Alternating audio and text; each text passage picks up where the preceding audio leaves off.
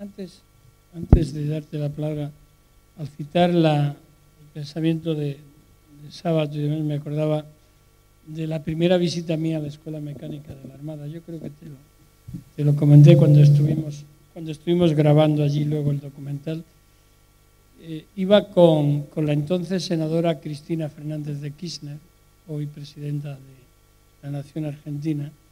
Me iba mostrando cada uno de los lugares de tortura donde torturaban a las mujeres, donde les hacían parir, les robaban el niño y lo llegaban, donde estaban los instrumentos de tortura.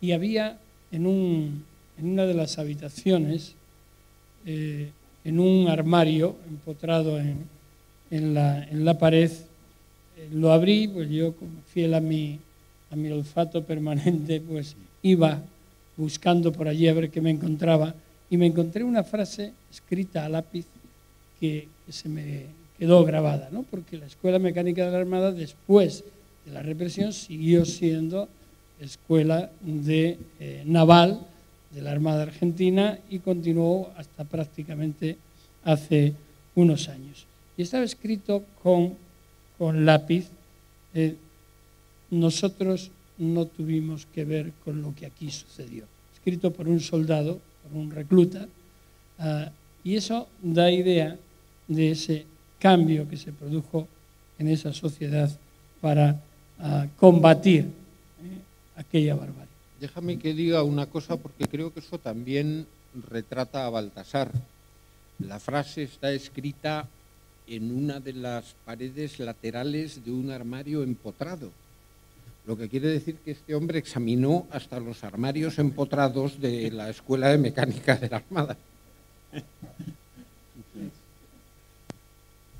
Bueno, quiero empezar agradeciendo la oportunidad de estar aquí en Torres. Es la primera vez que participo en los cursos y la verdad es que me hace especial ilusión estar aquí en unos cursos dirigidos por Baltasar, en un curso en concreto que dirige José Antonio Martín Pallín, y compartiendo un programa con gente a la que quiero y admiro mucho y respeto mucho éticamente e intelectualmente. Lo bueno de este tipo de preguntas es que son provocaciones que nos llevan a centrarnos inmediatamente en un tema. Yo, claro, no creo que los medios de comunicación sean responsables del deterioro de la justicia. Lo que sí creo es que los medios de comunicación están deteriorados, la justicia está deteriorada y se trata de dos síntomas de un deterioro general, que es el deterioro que vive la democracia en nuestro tiempo. Y además, en este caso, como se trata de aspectos fundamentales para la convivencia democrática, la crisis de la justicia y la crisis de los medios de comunicación, cuando se unen, no solo suman las partes, no es solo la suma de las partes, es la creación de una situación de emergencia, algo más de la suma de las partes, que yo he vivido desde hace tiempo como una verdadera catástrofe cívica. Lo mismo que hay catástrofes naturales, hay catástrofes cívicas, y la unión del deterioro de los medios de comunicación y del deterioro de la justicia en nuestro país suponen, a mi modo de ver, una catástrofe cívica. A mí me gusta ser optimista, me gusta hablar con la esperanza en la mano, pero la verdad es que para ser honrado aquí tengo que asumir buena parte del discurso de preocupación que ha venido dominando en las intervenciones que he tenido la oportunidad de escuchar. Empiezo por la prensa. Uno de los maestros de cualquier persona que se dedique a escribir en los medios de comunicación es sin duda Albert Camus. Y Albert Camus nos dejó claro en una de sus consideraciones sobre la prensa después de su participación en Combat, el mítico periódico de la resistencia francesa contra los nazis. En una de sus reflexiones vino a plantear que el compromiso del periodista más que en sostener una verdad, está en el fondo en negarse a mentir. Porque las certezas y las verdades dependen de la interpretación. Es muy difícil la objetividad, uno puede equivocarse, uno tiene sus perspectivas y al fin y al cabo las interpretaciones responden a distintos puntos de vista. Pero claro, una cosa es una interpretación y otra cosa es una mentira. Y hay buena parte de los medios de comunicación de este país que más que decidirse a defender sus verdades, están comprometiéndose sin tapujos en la formulación de mentiras. Esto me parece grave. Hay muchos ejemplos de campañas orquestadas de calumnias en la prensa a sabiendas de que se estaba dañando a las personas o se estaba dañando a los proyectos a través de una calumnia, a través de la mentira. Otro de los maestros es Kapuscinski, y en ese libro suyo titulado Este oficio no es para cínicos, pues reivindica la importancia del periodista, al que le exige además ser hasta buena persona. ¿En qué sentido? Porque el periodista es el ser humano que está ahí como representante de su conciencia, de su oficio, que comprueba personalmente.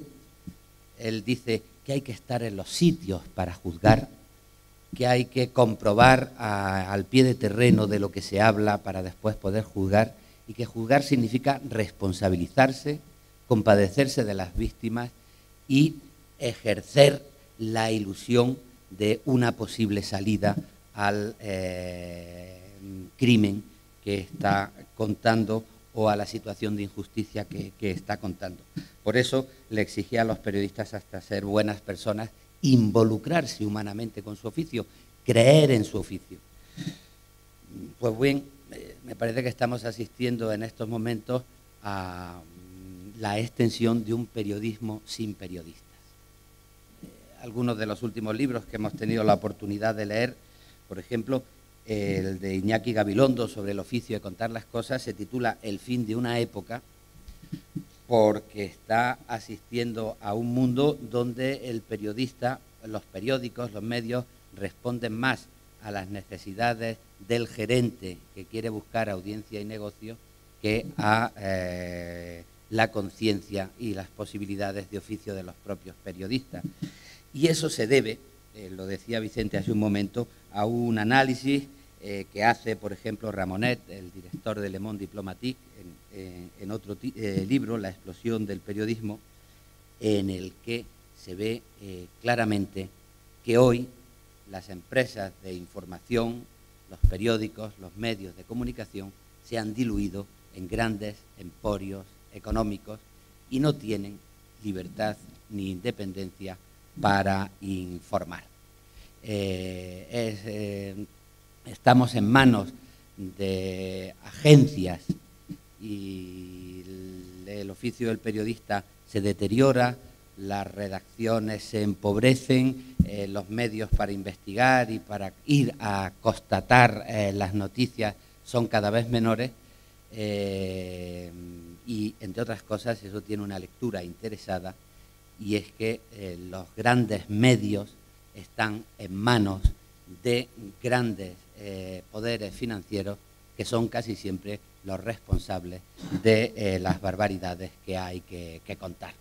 Ahora, en el periódico, con mucha suerte, más que un periodista experimentado, se tienen 4 becarios a los que se les explota con un sueldo miserable, a los que se les explota como periodistas porque no se les permite formarse con la experiencia de sus mayores, y en un oficio es importantísimo formarse con la experiencia de sus mayores, que son expulsados a través de ERES bárbaros para ahorrar y para quitarse de en medio las conciencias críticas.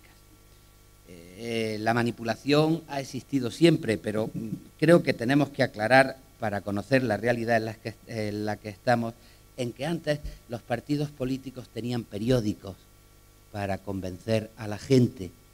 Ahora son los grupos de información los que quieren tener partidos. Y eso lo hemos sufrido especialmente en España a la hora de relacionar la justicia y la manipulación mediática de la justicia con los medios de información. La consecuencia de todo esto, pues más allá de la anécdota humana antipatiquísima de la soberbia de algunos personajes que quieren dictarle a los gobiernos cuáles tienen que ser sus ministros, su política, su interpretación de las cosas, pues en lo que estamos es en una vertiente de demagogia mediática, noticias de espectáculo, telebasura, campañas de calumnia, de manipulación, en temas que son muy importantes para el desarrollo de nuestra democracia, como los asuntos de la corrupción, del crimen organizado, del terrorismo, de los crímenes contra la humanidad, del paro incluso. La justicia se ve con mucha frecuencia envuelta en campañas de demagogia populista según los intereses de unos poderes mediáticos concretos y de los partidos políticos que quieren controlar. Vuelvo a citar a Albert Camus, porque creo que hay en este momento que reivindicarlo más que nunca. Camus decía que más peligrosa incluso que la degradación laboral para una democracia es la degradación del tiempo de ocio. Y me parece que hay datos objetivos para decir que nos están invitando a la zafiedad a través de una degradación de la cultura que lleva al populismo más barato. ¿Cuál es el estado del Poder Judicial en España? Por pasar al segundo tema e ir avanzando. Bueno, si tenemos memoria, es fácil llegar a la conclusión de que la justicia en épocas de progreso ha servido para avanzar, para hacer que la sociedad avance, para hacer que las sociedades sean más justas. Yo soy catedrático de literatura y estoy acostumbrado a estudiar, por ejemplo, las sentencias judiciales de Jovellanos o de Meléndez Valdés, dos magníficos escritores del siglo XVIII, y desde luego que se comprometían, desde luego que no eran neutrales, desde luego que tuvieron problemas con el poder y desde luego que sirvieron para que la sociedad avanzase en temas como, por ejemplo, la libertad de una mujer a la hora de poder casarse, que ocupa una sentencia ejemplar de un poeta lírico como Meléndez Valdés en el siglo XVIII. Hacer que las sociedades sean más justas es hacer que los ciudadanos seamos iguales ante la ley, hacer que la justicia sirva para controlar los abusos del poder, hacer que nos compadezcamos y defendamos a las víctimas, evitar la impunidad de los poderosos, bien en el terreno nacional o en el terreno internacional, como se ha tratado en la mesa anterior. Frente a esto, en épocas reaccionarias, la justicia sirve para blindar a los poderosos, para asegurarles la impunidad en sus corrupciones y en sus crímenes. Tomás Segovia, un poeta español, niño de la guerra y exiliado en México durante muchos años, se considera también poeta mexicano, en torno a las discusiones sobre los procesos abiertos a Baltasar Garzón, decía: en México cada vez que oímos el concepto de Estado de Derecho nos echamos a temblar, porque se invocaba las leyes y el Estado de Derecho para blindar con impunidad los crímenes de los poderosos y para abandonar a las víctimas. Me parece que en España estamos viviendo una situación parecida y basta solo con interpretar mínimamente las actuaciones del Poder Judicial. Paralizan las investigaciones contra las tramas de corrupción de una manera o de otra. Desamparan a las víctimas en sentencias que recuerdan mucho a las leyes del punto final de las dictaduras norteamericanas. Y nos están acostumbrando a que la ley es un protocolo que se utiliza sin verdadera voluntad de defender a las víctimas y llegar a la verdad. En nuestra democracia ha sido muy importante acostumbrarnos a defender los valores y a repetir una y otra vez: el fin no justifica los medios. Eso es así, pero en este momento de emergencia democrática Y por lo que se refiere a la justicia, tenemos también que recordar otra cosa, que los medios sin un fin no valen para nada y son un protocolo de enmascaramiento de los poderosos. Una justicia separada del cumplimiento de la justicia se acaba en un simple protocolo que se aplica estratégicamente según le conviene al poder. Y ejemplo claro, la actuación del señor presidente del Consejo General del Poder Judicial, cuando no quería dimitir porque decía que lo suyo era legal, era una manera de decirnos, oiga usted, lo mío quizá no es legítimo, pero es legal, y como no he cometido delito, no tengo por qué irme. Que el presidente del Consejo General del Poder Judicial se atreva a distinguir y a separar la legitimidad de la legalidad, me parece que ilustra bien esto que estoy diciendo de la ley convertida en un protocolo cuando se la separa del fin de la justicia. Y el gremialismo que impera en la justicia y en el Poder Judicial es evidente. Un gremialismo que yo lo vivo también en la universidad, cuando se produce una injusticia y no protesta ningún becario, no protesta ningún asociado, y lo único que protestamos es pues algún catedrático que tiene su plaza fija, pues dice, joder, ¿cómo están las cosas? ¿Qué miedo hay? Aquí el que se mueve sabe que pierde el puesto porque va a ser perseguido. Que en todos los movimientos sobre la justicia y la reflexión sobre la justicia, los ciudadanos hoy contemos simplemente con jubilados ilustres como los que hemos tenido aquí, y que no se atrevan a moverse la mayoría de los jueces y de los fiscales de España, hablan de la falta de libertad, del corporativismo y del gremialismo en el que estamos envueltos.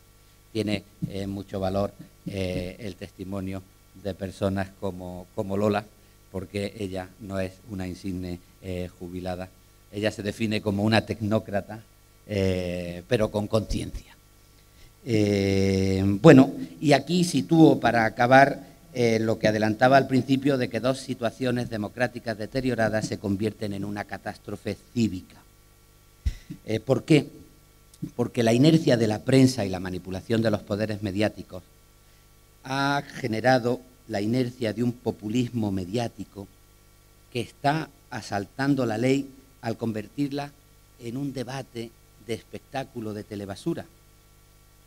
Cada vez que hay un crimen o un asunto grave, se le convierte en un espectáculo, remueve los instintos básicos y se da eso que estudió Ferrajoli de la sustitución de la democracia constitucional por una democracia plebiscitaria, que es la utilización populista de reflexiones no con la frialdad del conocimiento, con la experiencia, con los datos sociológicos, con los datos objetivos, sino con los instintos básicos de la gente que es llamada al linchamiento.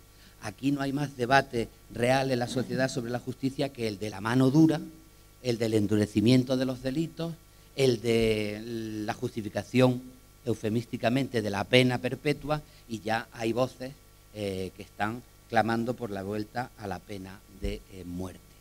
Bueno, pues cuando el poder populista más interesado está extendiendo una demagogia populista sobre la ley, cuando más falta nos hacía la seriedad y el rigor y la experiencia de un discurso jurídico, llegan los jueces, llega el Poder Judicial y confunde la seriedad con el gremialismo, la jerarquización y la falta de independencia. Esa es la situación de emergencia que se ha creado con los dos deterioros de los medios de comunicación y de la justicia. Quien se mueve debe ser inutilizado. Quien defiende su independencia debe ser castigado. Yo defiendo mucho la política, porque creo que uno de los males que tenemos es el descrédito de la política. A mí no me gusta plantear los debates como la politización de la justicia. La justicia emana del pueblo como la política, y la justicia tiene que ver con la política. En España no hay un problema de politización de la justicia.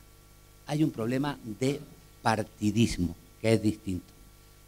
o para ser más concreto, hay un problema de bipartidismo, para ser más concreto.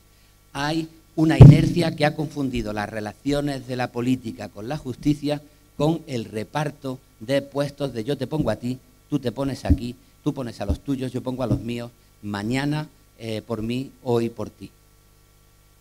Y si a eso se une la deriva gremial de algunas instituciones, de jueces y de fiscales, pues hemos acabado no en la politización de la justicia, sino en el corporativismo y en la manipulación.